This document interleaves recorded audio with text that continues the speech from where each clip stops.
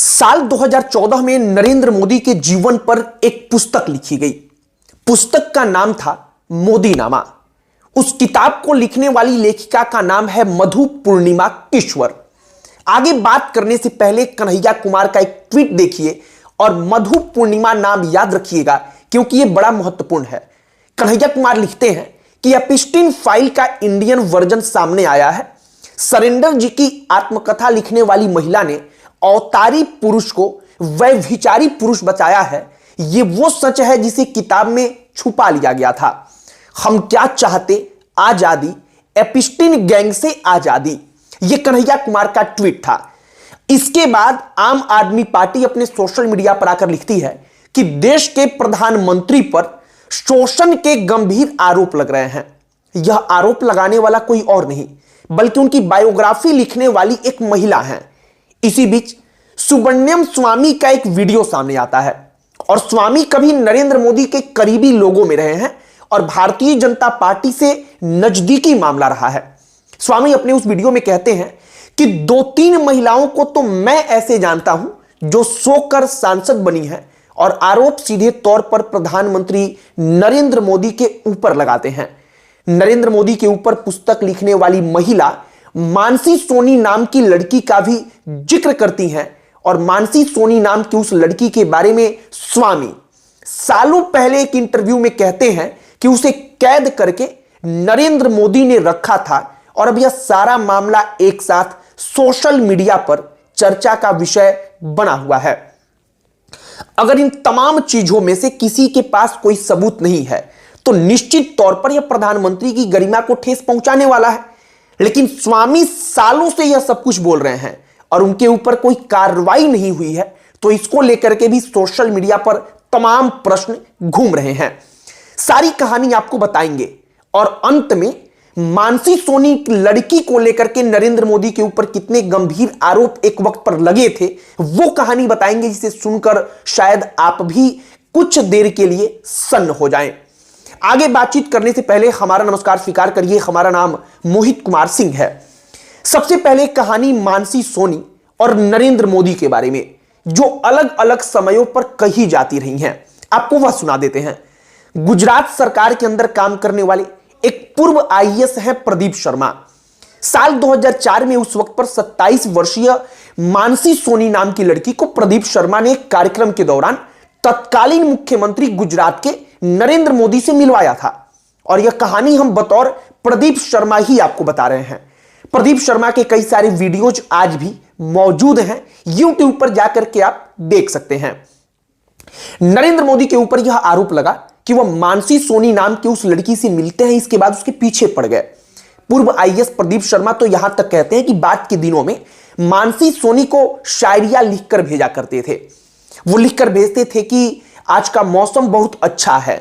साल 2013 में cobra post और तहलका.com ने अमित शाह का एक ऑडियो टेप जारी किया, जिसमें वह इंटेलिजेंस विभाग को, गुजरात सरकार के इंटेलिजेंस विभाग को यह निर्देश दे रहे थे कि साहब के कहने पर उस मानसी सोनी नाम की लड़की के पूरे परिवार पर नजर रखी जाए। इसे स्नूप गेट स्कैंडल या फिर जासूसी कांड के नाम से जाना जाता है। अब साहब यहां पर नरेंद्र मोदी ही थे, यह आरोप लगा। इसको लेकर के हंगामा मचा। प्रदीप शर्मा तो एक इंटरव्यू में यह कहते हैं कि मानसी को मुख्यमंत्री आवास में उसकी इच्छा के विरुद्ध रखा गया था और यह मामला काफी आगे तक बढ़ा और अंततः सुप्रीम कोर्ट के पास पहुंचा। प्रदीप शर्मा कहते हैं कि मानसी के पास नरेंद्र मोदी का कोई सीडी था, जिसके कारण नरेंद्र मोदी का पूरा करियर दांव पर लग जाता। उस वक्त पर गुजरात सरकार के लिए काम कर रहे प्रदीप शर्मा बाद में यह सवाल उन्होंने उठाया कि उस लड़की के पिता की निगरानी क्यों कराई जा रही थी। सुप्रीम कोर्ट में मामला गया तो क्या हुआ? लड़की की तरफ से सुप्रीम कोर्ट में कहा गया कि वह आगे जांच कराना नहीं चाहती है और सुप्रीम कोर्ट ने यह कहा क्योंकि लड़की खुद इस मामले में जांच नहीं चाहती है तो उसके गरिमा का ख्याल रखना हमारा कर्तव्य है और हम इस जांच को यहीं पर रोकने का आदेश देते हैं। यह मानसी सोनी की कहानी है जिसका जिक्र इस वक्त पर हो रहा है। इस मामले में कोई ऐसा प्रूफ नहीं है, लेकिन जो ऑडियो रिकॉर्डिंग टेप वायरल हुआ था तथा आईएएस प्रदीप शर्मा ने मीडिया में आकर कहा था, उसके आधार पर एक कॉन्स्पिरेसी कहानी तैयार होती चली गई। अब इसी कहानी को लेकर स्वामी सालों पहले एक पॉडकास्ट में कहते हैं कि नरेंद्र मोदी ने उस लड़की को अमेरिका में आज की तारीख में भी रखवाया है और इसीलिए नरेंद्र मोदी कभी भी अमेरिका से नजरें तिरछी करके बात नहीं करते। स्वामी कहते हैं कि उस लड़की के परिवार का क्या हुआ आज तक किसी को मालूम नहीं चला। आज तक से लेकर के एबीपी न्यूज और बीबीसी तक नरेंद्र मोदी और मानसी सोनी का कनेक्शन क्या था, इसके बारे में उनके आर्टिकल्स को आप पढ़ सकते हैं। उनके द्वारा इस पर अलग अलग समयों पर लिखा गया है और साल 2013 और साल 2014 में यह बहुत ज्यादा सुर्खियों में रहा था। अब मौजूदा वक्त में स्वामी का ही एक वीडियो शेयर करके नरेंद्र मोदी के ऊपर पुस्तक लिखने वाली महिला अपने सोशल मीडिया पर आकर एक लंबा चौड़ा पोस्ट लिखती हैं और वह वीडियो साझा करते हुए कहती हैं कि यह वीडियो आपको समझा देगा कि हमने 2014 के बाद से नरेंद्र मोदी से दूरी क्यों बना ली। उन्होंने तमाम चीजें अंग्रेजी में लिखी हैं, हम उसको हिंदी में आपकी आसानी के लिए बता देते हैं। वह कहानी में आगे कहती हैं कि 2014 में जब मैं अमेरिका गई तब वहां पर नरेंद्र मोदी के अय्याशी के किस्से लोगों के बीच चर्चा का विषय बन चुके थे। वह राष्ट्रीय स्वयंसेवक संघ के नेटवर्क का जिक्र करते हुए कहती हैं कि वहां पर भी लोग नरेंद्र मोदी के निजी रिश्तों के बारे में फुसफुसाहट करते थे, लेकिन एक बार आरएसएस के एक वरिष्ठ व्यक्ति ने यह कहा था कि हमें नरेंद्र मोदी के निजी जीवन से क्या करना है।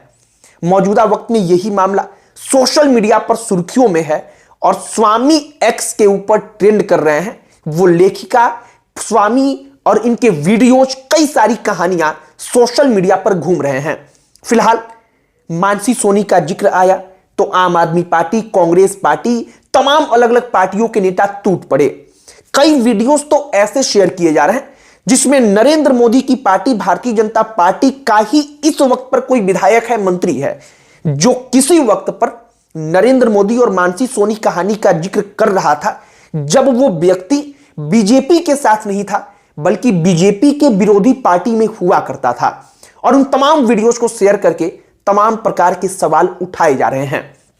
फिलहाल हमने अलग अलग न्यूज आर्टिकल्स के माध्यम से जो इस वक्त पर हंगामा मचा है उसकी कहानी को आपके सामने रखने का प्रयास किया है। कोई सबूत किसी मामले का नहीं है, किसी प्रकार से नरेंद्र मोदी को किसी मामले में सजा नहीं हुई है और इसीलिए शायद स्वामी सालों से जो तमाम चीजें बोल रहे हैं और जो लेखिका इस वक्त पर कहती हैं, इन तमाम चीजों को लेकर के अगर वाकई में यह सिर्फ अफवाह फैलाना है तो शायद सरकार को इस पर स्वामी जो बोल रहे थे उसके ऊपर तो कई सालों पहले शायद कोई कदम उठाना चाहिए था। बाकी इस वक्त की जो कहानी चल रही है, हमने वो कहानी आपके सामने रख दी है। आपकी प्रतिक्रिया इस पर क्या है कमेंट बॉक्स में लिखकर बताइएगा। इस वीडियो को यहीं पर समाप्त करते हैं। अंत में हमारा परिचय, हमारा नाम मोहित कुमार सिंह है। अगर आप हमें YouTube पर देख रहे हैं तो हमारे चैनल के साथ जुड़ जाइएगा। हम आपके लिए ऐसी जो कहानियां होंगी जो हमें लगता है कि आप तक पहुंचनी चाहिए वो आप तक जरूर पहुंचाएंगे। बाकी बहुत बहुत धन्यवाद।